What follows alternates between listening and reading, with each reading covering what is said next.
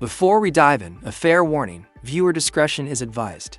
What follows is both educational and deeply disturbing. This is the direct, word-for-word courtroom testimony from the federal trial of Sean Diddy Combs as chronicled by Inner City Press. Picture a packed courtroom suddenly echoing with the voice of Tupac Shakur, emotional and uncut. This was no ordinary playback. It came from a long-buried, unreleased interview that had supposedly been shelved for years, allegedly under orders from Diddy himself. But now, in the heart of a trial unraveling Diddy's empire thread by thread, the tape has re-emerged and it's potentially the final blow. Tupac, once written off as paranoid, now sounds hauntingly prophetic. His voice, recorded shortly before his death, sketches out a tale of betrayal, manipulation, and dark power. Moves within the music world, and squarely in the middle of it all, Diddy. This isn't about East versus West anymore. This is about a man who saw the storm coming and tried to leave breadcrumbs behind. Before this trial ever made headlines, Tupac had already warned us. He shouted from inside the belly of the beast, but no one dared to hear him. Not because they thought he was lying, but because what he said threatened to shatter everything. It all started with a 2-hour sit-down with Angie Martinez in 1996. We only ever heard 10 minutes. Angie claimed the rest was held back for peace, but now we know it wasn't her call. According to Diddy's former confidant Gene Deal, it was Diddy who buried it. Let that sink in. Back then, Diddy wasn't just another music exec, he was a puppet master, a behind-the-scenes force said to control Hot 97 and choke stories before they could breathe. In that interview, Pac was cool, calculated, but cutting. He didn't name names, but he didn't have to. He spoke of power, of control, of watching Diddy rep New York only when it served him, calling out the hypocrisy with surgical precision. This wasn't beef, it was a public dissection. And now, decades later, that dissected truth is being sewn back together in a courtroom littered with sealed documents, tearful testimonies, and names that once seemed untouchable. Diddy didn't just play the game, he engineered it, and Pac saw it. Only now do we realize the industry didn't misplace that tape, they erased it. Like any other court day, things started with shuffling papers, reporters settling in. But what followed cracked the machine wide open. The prosecution didn't just bring receipts, they brought the blueprint. They painted a system built on fear, payoffs, and DA letters, and enforced silence. And Diddy wasn't on the edge, he was the eye of the storm. Cassie Ventura stood and told the courtroom about rituals, cameras, velvet rooms, and power that didn't ask permission, it took it. Her phone was taken. Her choice is gone. She said, "You don't join Diddy's world, you get consumed by it." But she wasn't alone. Next up, Gene Deal. He wasn't a star.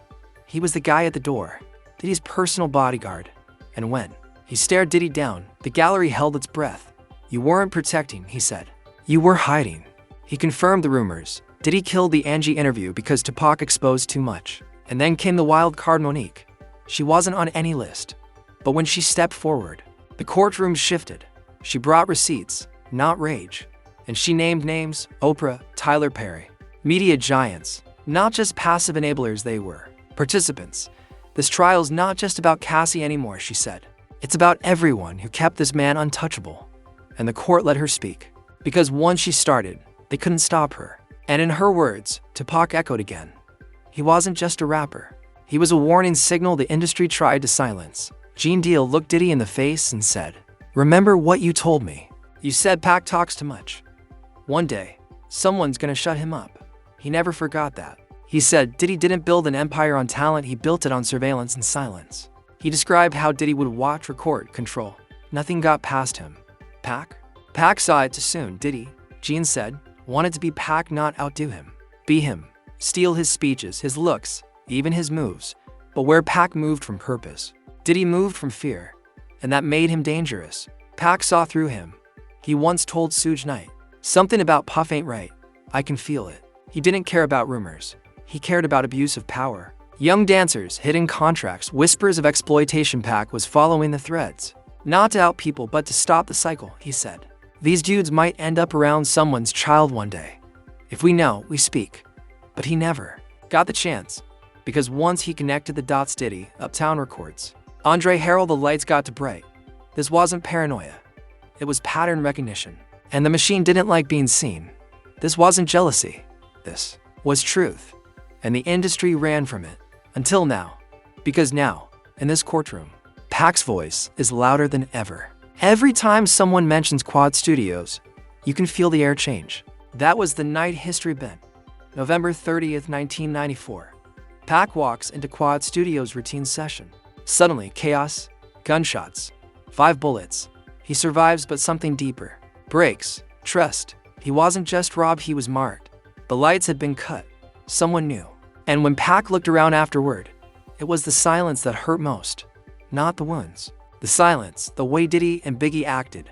Pac saw it. He always saw it. They pretended not to know a thing, even though they were just floors above in the same building. Tupac said they never came down, never checked on him, not a call, not a visit. They moved on like nothing happened. And then came Diddy's track, Who Shot Ya? The timing. To clean, the lyrics, ice cold. Diddy and Biggie claimed it was recorded before the shooting, but Tupac wasn't buying it.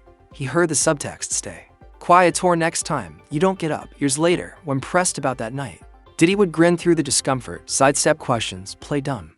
But insiders say he always knew more than he let on.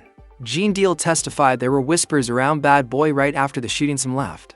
Others looked spooked, but no one seemed surprised. Tupac landed in prison soon after. And while he sat behind bars, everything shifted. Bad Boy's soared, death row staggered, Diddy's reach stretched further. Pac would later say, that night taught me everything, the rules, the liars, the snakes. From then on, he never entered a room without scanning every exit. After Quad Studios, the danger didn't come from rivals, it came from former friends. That was the night Diddy went from competition to suspect. Charisma can't be bought, spirit can't be faked.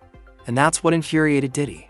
Pac had something no executive could manufacture, real influence. Not the kind measured by awards or airplay, but the kind that made people move. The streets worshipped him. Women adored him. Men respected and feared him. Pac didn't walk into a room. He owned it. And Diddy couldn't stand it. Gene Deal called it obsession. He said Diddy tracked Pac obsessively, how he dressed, who he dated, how he talked. What started as admiration twisted into fixation. Pac wore Versace. And suddenly Diddy was in Versace. Pac talked about unity and revolution, and next thing you know, Diddy was quoting Malcolm X in interviews. It wasn't inspiration, it was imitation. There's even a Grammy moment where Diddy allegedly lifted an entire Tupac speech line on stage. That wasn't homage. That was identity theft. And then came Kim Porter. She and Pac had crossed paths. She respected him, maybe even admired his defiance. And Diddy saw it. Some say their relationship soured after she brought Pac up too often. Maybe it was jealousy, but it wasn't about love. It was about dominance. Pac knew. He once joked, Diddy's my biggest fan. But behind closed doors, he told friends, that man would do anything to be me, even if it means destroying me. And now in court, that warning is hitting different. Because the testimonies don't just describe Diddy as manipulative, they paint him as obsessive, surgical, cold. Tupac once said, Diddy doesn't want fame, he wants forever. And he'll bury anyone who stands in the way. With evidence, piling up receipts, sealed files, surveillance, secret testimonies, it's clear now. Pac wasn't paranoid. He saw the predator before the rest of us. But the real horror isn't what Pac said, it's what he couldn't say. That lost Angie Martinez interview has become legend. Everyone in hip-hop knows it happened. Everyone knows it was explosive. But only 10 minutes ever surfaced. The other 110, locked away. Why? Angie once said she was scared it could spark a war. But insiders say it wasn't her choice. According to Gene Deal and others, it was Diddy. Who killed it? He didn't own Hot 97. But he owned their fear. Deal testified that Puffy listened to the whole thing and immediately called the station. Do not air it. That was all it took. Angie later admitted, I was literally afraid someone would die if it aired. But the question remains, why? What exactly did Pac say? People who claim to have heard the unreleased audio say Pac didn't just air out the beef, he dismantled the machine. He accused Diddy of manufacturing silence, of being the smiling face of something much darker. He spoke of paid disappearances, orchestrated setups, and record execs playing war games. He said Diddy wasn't an artist, he was a politician in diamonds, a cult leader in a shiny suit. And the line that haunted them most, he doesn't want fans, he wants to own your voice. Now, it's easy to see why that tape vanished. Had it aired, the story wouldn't have stayed East versus West. It would have exposed an industry built on silence and fear. And now, as trials expose rot at every level, people want to know who has that tape. What else did Tupac warn us about? Because when that full recording surfaces, it won't just shake hip-hop. It might light a match to the whole system. The streets trusted Pac not just because of his rhymes, but because he saw the system. He studied it, and right before his death, he started talking about something bigger than rap. something terrifying. He said the corporations that pushed violent rap were tied to private prisons, that they weren't selling music, they were selling futures. Follow this path, he warned, and you follow it into a cage. He exposed how labels starved any artist trying to uplift the community. Talk about drugs and death, they hand you a bonus. Talk about love and growth, they cut your budget. Flash forward to the Diddy trial, and that paranoia now sounds like prophecy. Prosecutors suggest Diddy's empire wasn't just about fame, it was a pipeline, contracts, NDA letters, parties, pressure. It wasn't a scandal, it was a structure. Monique hinted Diddy wasn't just protecting himself, he was shielding bigger names, executives, politicians, billionaires. Tupac saw it all. He said, "The money doesn't stop at Bad Boy, it stops in the boardroom." He claimed artists were rewarded for destruction and punished for awareness. Every time a rapper glorified violence, someone in a suit profited. Who wins from chaos? Pac asked. Not us. Now, with sealed files cracking open and names spilling into the light, that hidden hand is starting to show. Tupac wasn't guessing. He mapped the whole thing. And now, we're just catching up. By week 3 of the trial, the tone had shifted. This wasn't just about Cassie, or NDA letters, or sex tapes. A darker question lingered in the air. Did Diddy have something to do with Tupac's murder? For years, that was treated like fan fiction. But witness after witness added another thread to the web. Cassie described a man addicted to control. Monique painted a structure built to protect him while silencing others. Gene Deal said Diddy didn't just want to win, he needed to dominate. Will Smith said it best. I wasn't invited to that party. I was trapped in it. Then came the tapes, audio, video. Not just scandal, but hints of conspiracy. Prosecutors haven't officially tied Diddy to the Vegas hit, not yet, but they've opened the door to a terrifying possibility. Tupac wasn't just another rap casualty. He was the warning shot, a lesson to anyone who spoke too loud, asked too many questions. Tupac said he was being followed, monitored, betrayed. And when he died, he wasn't just looking for rivals, he was looking behind the curtain. People said he was paranoid, but now, those same people are testifying. And the ones who feared him, they're under investigation. Tupac's murder may still be officially unsolved, but this trial has blown it wide open. And now, the question isn't if Diddy was involved. It's how far he was willing to go to silence the one man who saw everything.